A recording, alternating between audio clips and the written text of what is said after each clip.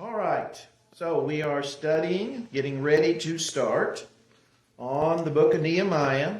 And I found those on Nehemiah, they can kind of help. It gives you kind of a little bit of a background and an outline and some questions that go through each chapter. And hopefully they can be of some benefit. Nehemiah, as we're going to see, he was one of the captives as well, as was Ezra and Zerubbabel and all of these that we talked about in the book of Ezra.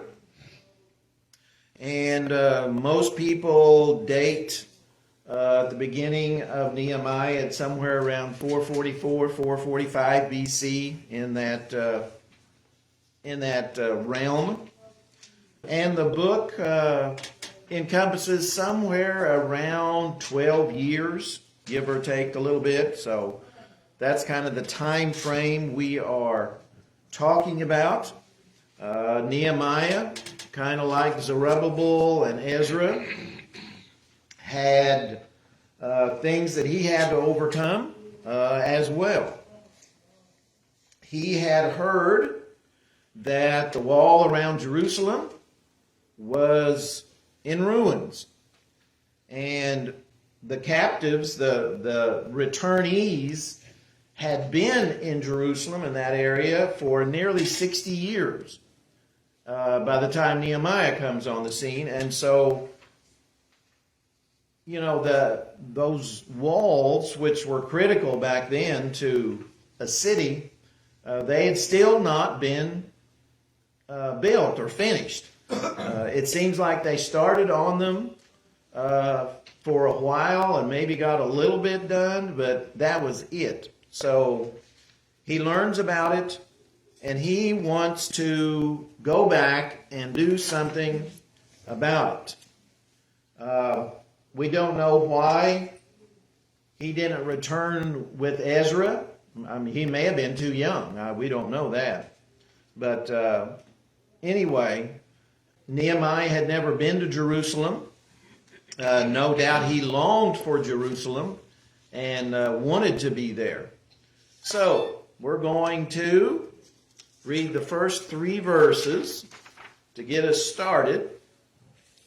So Nehemiah chapter 1, beginning in verse 1. The words of Nehemiah, the son of maybe Hakaliah, something like that. It came to pass in the month of Kislev, something like that, in the 20th year, as I was in Shushan, or Susa, as others have it, the citadel, that Hanani, one of my brethren, came with men from Judah. And I asked them concerning the Jews who had escaped, who had survived the captivity, and concerning Jerusalem.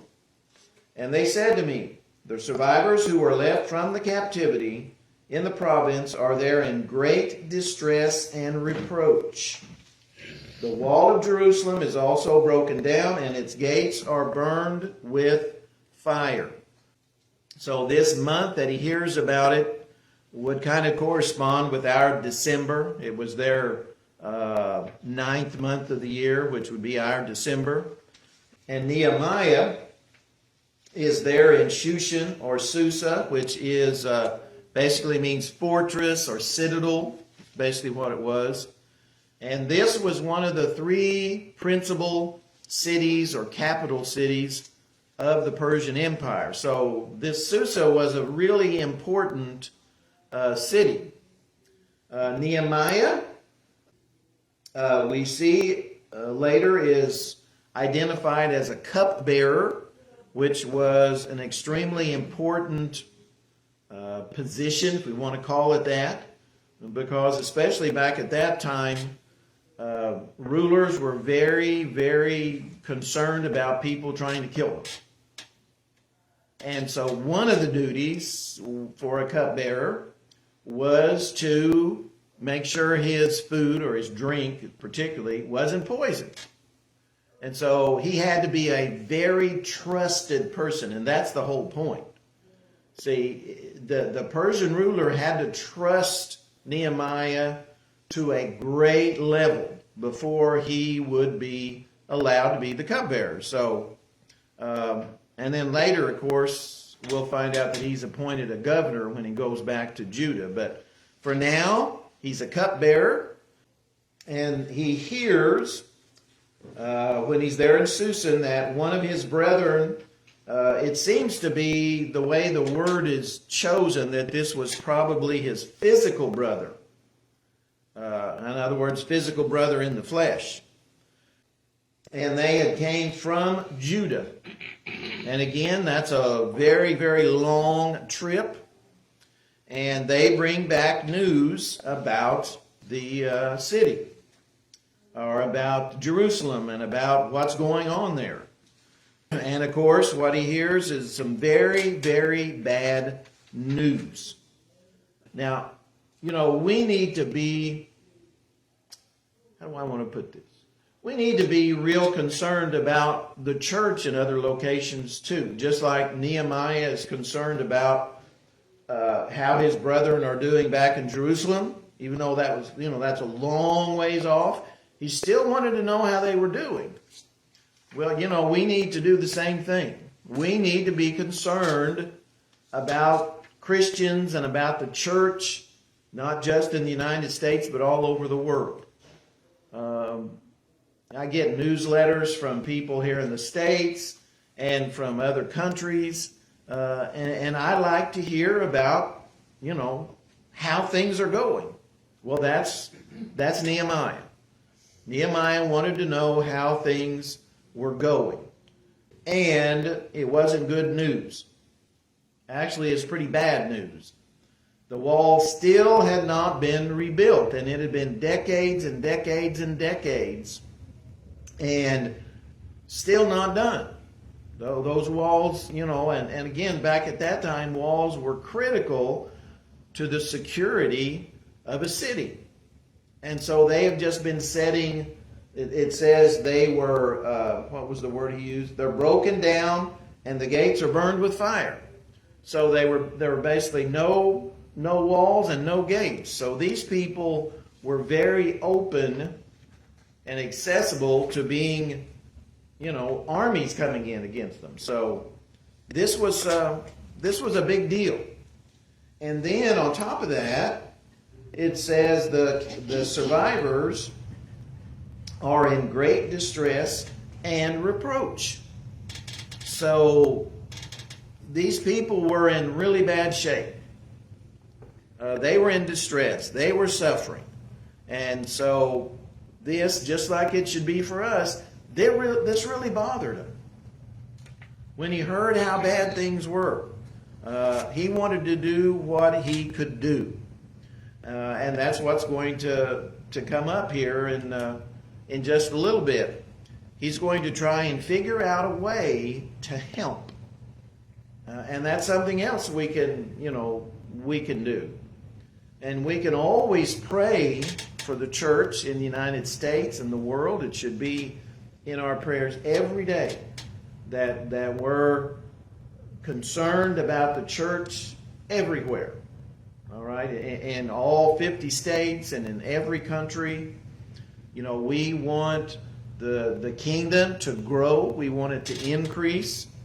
And we need to pray for that every day. And so that's what Nehemiah is going to do. So notice verse 4. So it was when I heard these words that I sat down and wept and mourned for many days. I was fasting and praying before the God of heaven. Sometimes we think, well, at least we can pray. Well, that's really the most important thing we can do. It shouldn't be the last resort. It should be the first resort, is to pray. And so that's what he does. So that was his reaction. That was his reaction. He cried. He wept. He went into mourning because he heard this. And so the city was in bad shape, and his fellow countrymen were in bad shape. And so he was, that made him in bad shape. So he got what we might call depressed when he heard this news. So no wonder he was weeping and mourning for many days. And these many days turns into several months. So he's mourning and fasting and praying for several months. That's how these many days, when you look at the timetable in Nehemiah chapter 1, he does this for several months. That's how concerned he is. And again, I think we get from that, that's how concerned we should be over people that are lost, people or churches that are in need. You know, that's how we should feel too. When we find that people are in bad shape and suffering, we should feel just like he did. So he fasted and prayed and wept for month after month. So he was very sad about everything that was going on. So what does he do then? Verse 5, and I said. So here's basically his prayer, and it is a heartfelt, sincere, honest prayer. He was saddened and he had been in weeping, and so this is what he says. I pray, Lord God of heaven, O great and awesome God, you who keep your covenant and mercy with those who love you and observe your commandments. Please let your ear be attentive and your eyes open, that you may hear the prayer of your servant, which I pray before you now, day and night, for the children of Israel, your servants, and confess the sins of the children of Israel, which we have sinned against you. Both my father's house and I have sinned. We have acted very corruptly against you, and have not kept the commandments, the statutes, nor the ordinances which you commanded your servant Moses. Remember, I pray, the word that you commanded your servant Moses, saying, if you are unfaithful, I will scatter you among the nations. But if you return to me and keep my commandments and do them, though some of you were cast out to the farthest part of the heavens, yet I will gather them from there and bring them to the place which I have chosen as a dwelling for my name. So I want to kind of stop there before we do the last two verses. It says he is praying this day and night. So that tells us something about persistence in prayer. He wasn't going to give up. He was going to pray and keep on praying. He was not going to stop. And so it says he prayed day and night. And of course he knew he needed to be patient. But notice how, and this is a great model prayer. There's so much in this prayer that I think is a model for us in that sense. He first begins the prayer just like the disciples' prayer that we read about in Matthew. He begins by addressing God as who he is. Lord God of heaven, O great and awesome God. That's how he begins. It begins with adoration. It begins with glorifying God's name. Just like the prayer in Matthew that Jesus gives for his disciples. That's what he does. He magnifies the name of God. Brings him glory. Again, just like there in Matthew 6 with the disciples' prayer. Same type of thing. And I think that's a great way to start prayers. I don't think every prayer has to start that way. I don't mean that. But I mean that's a great way to start is by showing our adoration for God. And that's what he does. And he says, you're the one that keeps covenant and mercy with those who love you and observe your commandments.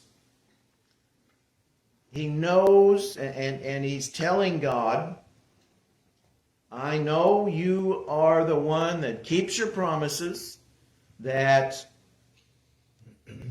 loves us, shows us mercy.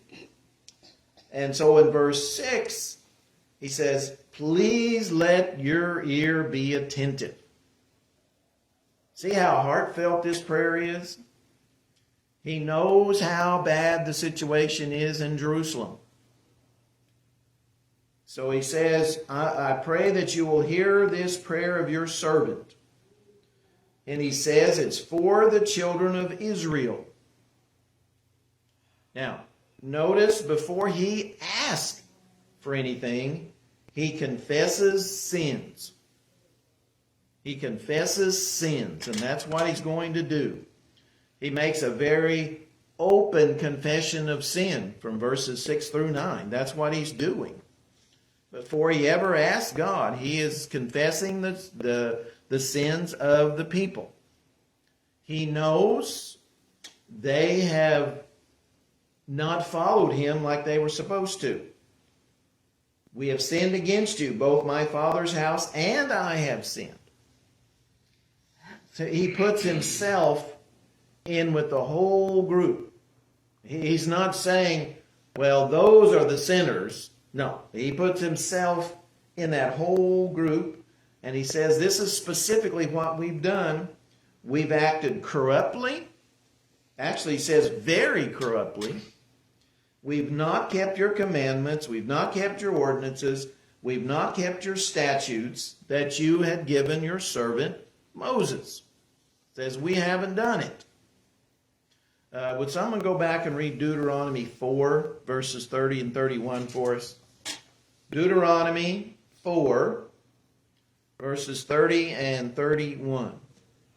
When you are in distress and all these things come upon you in the latter days, when you turn to the Lord your God and obey his voice, for the Lord your God is a merciful God, he will not forsake you nor destroy you, nor forget the covenant of your fathers, which he swore to them. All right, that's kind of what he is not reminding God, but bringing to God, because that goes back to the days of Moses, in Deuteronomy, what God would do if the people confessed and admitted their sin and turned back to him. This is what he would do for them. He goes on and admits, he goes back and reminds them, or says in verses 8 and 9, what Moses said, if you're unfaithful, I will scatter you among the nations. And that's exactly what happened to the 10 northern tribes and the 2 southern tribes. 10 northern tribes were taken captive by Assyria, the 2 southern tribes by Babylon, and then of course they spent time in captivity, that was God's promise back in Deuteronomy. He says, if you become unfaithful, this is what I'm going to do.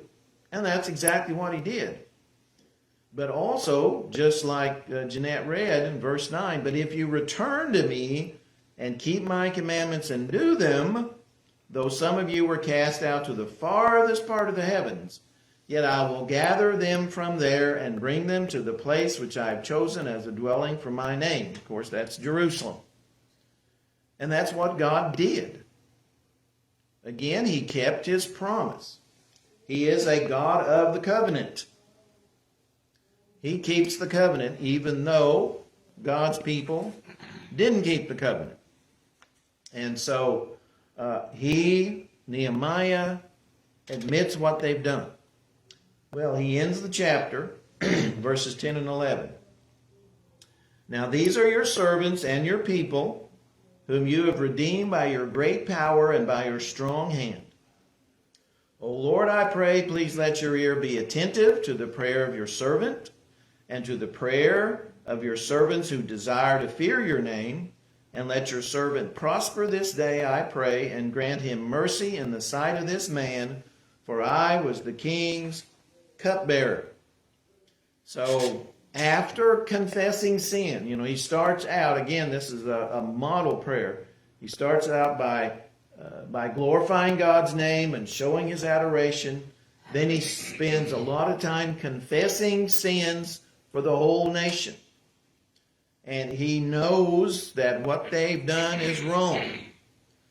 So he recalls God's covenant with Israel. He says, you've redeemed by your great power and by your strong hand. Again, showing adoration for God. That's what he's doing. And so he's pleading with God. That's really what he's doing in verse 11. Please let your ear be attentive to the prayer of your servant and to the prayer of your servants. So no doubt he wants many people there in Babylon who wants to go back to Jerusalem and rebuild the walls. He wants them all to be praying for this. Prayer is paramount. Prayer is of the greatest importance. Nehemiah knows that God has redeemed them. He knows that it's God that's allowed his people to return to Jerusalem. You know, they laid the foundation for the temple, then eventually got the temple rebuilt. He knows God is the one that allowed them to come back. He knows God is the one that's worked through all these kings and rulers and so forth. He knows God's the one that's done all that. And so he says, please, please, please listen to our prayer and let your servant prosper this day, I pray, and grant him mercy. Because, as we're going to see in the next chapter, it is a dangerous thing, going back, to Queen Esther, the same type of situation, because it's the same time period. Esther and Nehemiah, it's the same time period. So, just like Esther, took a great deal of courage to go into the king and ask, the same way with Nehemiah. I mean, it takes a lot of courage to go in to the king and ask for something. I mean, it's a dangerous thing because the king, of course, has absolute rule, and he can kill you at his will.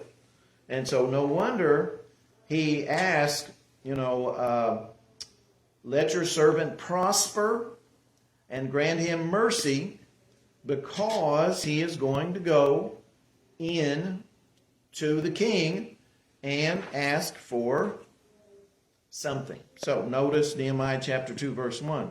And it came to pass in the month of Nisan, in the 20th year of King Artaxerxes, when wine was before him, that I took the wine and gave it to the king. Again, that was one of his responsibilities, to taste all the drinks to make sure they weren't poisoned, so the king wouldn't die from, somebody wanting to kill him. So this is about 3 months after Nehemiah had heard about the walls of Jerusalem. When wine was before that, I took the wine and gave it to the king. Now I had never been sad in his presence before. Here again is part of that.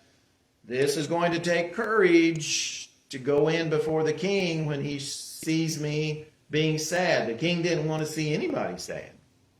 The king wanted people, when they came in, to be happy and joyful and positive and optimistic. That's what he wanted.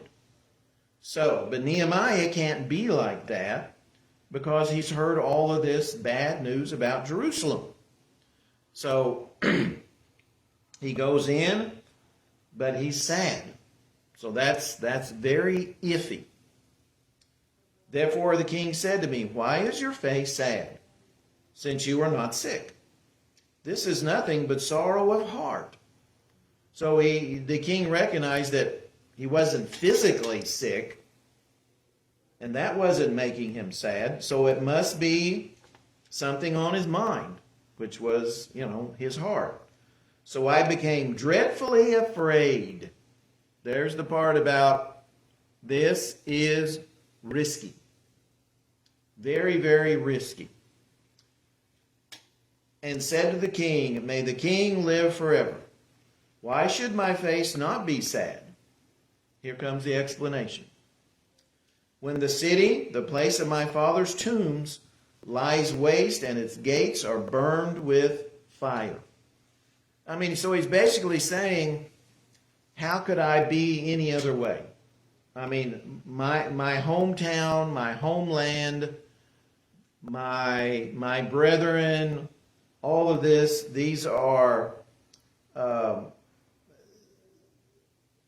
it's laid waste. Everything has been burned, and the gates are burned. The walls are in bad shape. So how could it be anything else?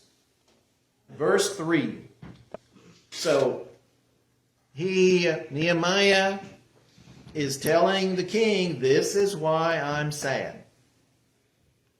He said, I can't be anything other than sad. Basically my hometown, the walls are in terrible shape. They're in ruins. The gates have been burned. As he says, the place of my father's tombs lies waste.